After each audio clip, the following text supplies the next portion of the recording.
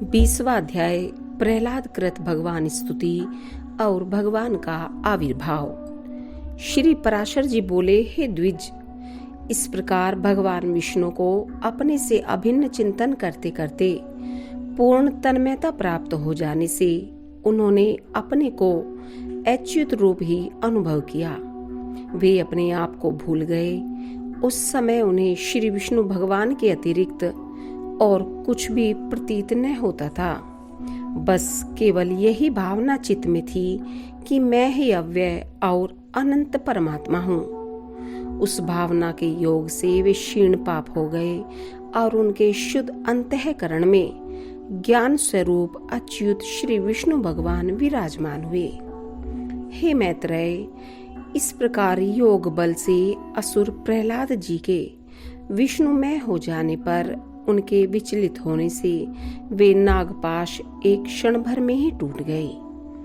भ्रमणशील ग्रहगण और तरल तरंगों से पूर्ण संपूर्ण महासागर शुद्ध हो गया तथा पर्वत और वनोपवनों से पूर्ण समस्त पृथ्वी हिलने लगी तथा महामति प्रहलाद जी अपने ऊपर दैत्यों द्वारा लादे गए उस संपूर्ण पर्वत समूह को दूर फेंककर जल से बाहर निकल आए।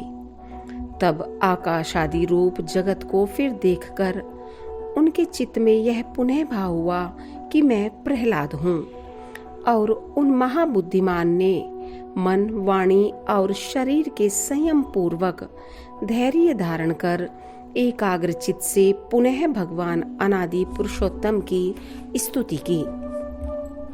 प्रहलाद जी कहने लगे, हे परमार्थ, हे अर्थ, हे स्थूल सूक्ष्म, हे क्षराक्षर, हे व्यक्ताव्यक्त, हे कलातीत, हे सकलेश्वर, हे निरंजन देव, आपको नमस्कार है। हे गुणों को अनुरंजित करने वाले, हे गुणाधार, हे निर्गुणात्मन, हे गुणस्थित, हे मूर्त और अमूर्त रूप महामूर्तिमन, हे सूक्ष्म मूर्ति, हे प्रकाशा प्रकाश स्वरूप, आपको नमस्कार है। हे विकराल और सुंदर रूप, हे विद्या और अविद्या में अच्युत, हे सदसत रूप के जगत के उद्धव स्थान और सद जगत के पालक, आपको नमस्कार है। हे नित्यानित्य परपचांतमन, हे प्रपंच से पृथक रहने वाले, हे ज्ञानियों के आश्रय रूप, हे एकानेक रूप आदि कारण वासुदेव, आपको नमस्कार है। जो स्थूल सूक्ष्म रूप और स्फुट प्रकाश में है, जो अधिष्ठान रूप से सर्वभूत स्वरूप तथापि वस्तुतः संपूर्ण भूत आदि से परे है, विश्व के कारण न होने पर भी जिनमें यह समस्त विश्व उत्पन्न हुआ है, उन पुरुषोत्तम भगवान को नमस्कार है। श्री पराशर जी बोले, उनके इस प्रकार तन्मयता पूर्वक स्तुति करने पर पीतांबरधारी देवाधिदेव भगवान हरि प्रकट हुए। हे द्विज, उन्हें सहसा प्रकट हुए देख वे खड़े हो गए और गदगद वाणी से विष्णु भगवान को नमस्कार है, विष्णु भगवान को नमस्कार है, ऐसा बारंबार कहने लगे। प्रहलाद जी बोले, हे शरणागत दुखारी श्री केशव देव, प्रसन्न होइए। हे अच्युत, अपने पुण्य दर्शनों से मुझे फिर भी पवित्र कीजिए। श्री भगवान बोले, हे प्रहलाद, मैं तेरी अनन्य भक्ति से अधिक प्रसन्न हूँ। तुझे जिस वर की इच्छा हो मांग ले।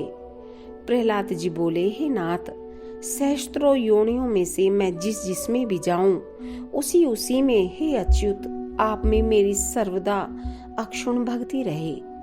अविवेकी पुरुषों के विषयों में जैसी अविचल प्रीति होती है, वैसी ही आपका स्मरण करते हुए मेरे हृदय से कभी दूर न हो।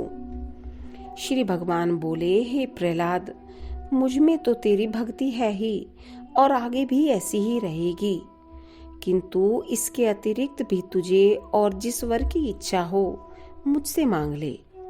प्रहलाद जी बोले, हे देव, आपकी स्तुति में प्रवृत्त होने से मेरे पिता के चित्त में मेरे प्रति जो द्वेष हुआ है, उन्हें उससे जो पाप लगा है वह नष्ट हो जाए। इसके अतिरिक्त मेरे शरीर पर जो शस्त्राघात किए गए, मुझे अग्नि समूह में डाला गया, सर्पों से कटवाया गया, भोजन में विष दिया गया, बांधकर समुद्र में डाला गया, शिलाओं से दबाया गया तथा और भी जो जो दुर्व्यवहार पिताजी ने मेरे साथ किए हैं, वे सब आप में भक्ति रखने वाले पुरुष के प्रति द्वेष होने से उन्हें उनके कारण जो पाप लगा है, हे प्रभु, आपकी कृपा से मेरे पिता उससे शीघ्र ही मुक्त हो जाएं। श्री भगवान बोले, हे प्रहलाद, मेरी कृपा से तुम्हारी ये सब इच्छाएं पूर्ण होंगी। हे असुर कुमार, मैं तुमको एक वर और भी देता हूँ, तुम्हें जो इच्छा हो मांग लो। प्रहलाद जी बोले, हे भगवान, मैं तो आपके इस वर से ही कृतकृत्य हो गया कि आपकी कृपा से आप में मेरी निरंतर अविचल भक्ति रहेगी। हे प्रभु, संपूर्ण जगत के कारण रूप आप में जिसकी निश्चल भक्ति है, मुक्ति भी उसकी मुट्ठी में रहती है। फिर धर्म, अर्थ, काम से तो उसे लेना ही क्या है। श्री भगवान बोले, हे प्रहलाद, मेरी भक्ति से युक्त तेरा चित्त जैसा निश्चल है, उसके कारण तू मेरी कृपा से परम निर्वाण पद प्राप्त करेगा। श्री पराशर जी बोले, हे मैत्रेय, ऐसा कह। भगवान उनके देखते देखते अंतर्ध्यान हो गए और उन्होंने भी फिर आकर अपने पिता के चरणों की वंदना की। हे द्विज, तब पिता हिरण्यकशिपु ने, जिसे नाना प्रकार से पीड़ित किया था, उस पुत्र का सिर सूंघकर आंखों में आंसू भरकर कहा, बेटा जीता तो है।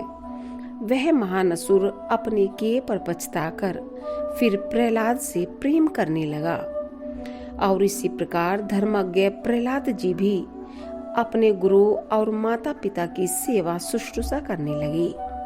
हे मैत्रेय, तदंतर नरसिंह रूपधारी भगवान विष्णु द्वारा पिता के मारे जाने पर वे दैत्यों के राजा हुए। हे द्विज, फिर प्रारब्ध क्षयकारिणी राज्य लक्ष्मी बहुत से पुत्र पौत्रादि तथा परमेश्वर्य पाकर कर्माधिकार के क्षीण होने पर पुण्य पाप से रहित हो भगवान का ध्यान करते हुए उन्होंने परम निर्वाण पद प्राप्त किया। हे मैत्रेय, जिनके विषय में तुमने पूछा था, वे परम भगवत भक्त महामति दैत्य प्रवर प्रहलाद जी ऐसे प्रभावशाली हुए।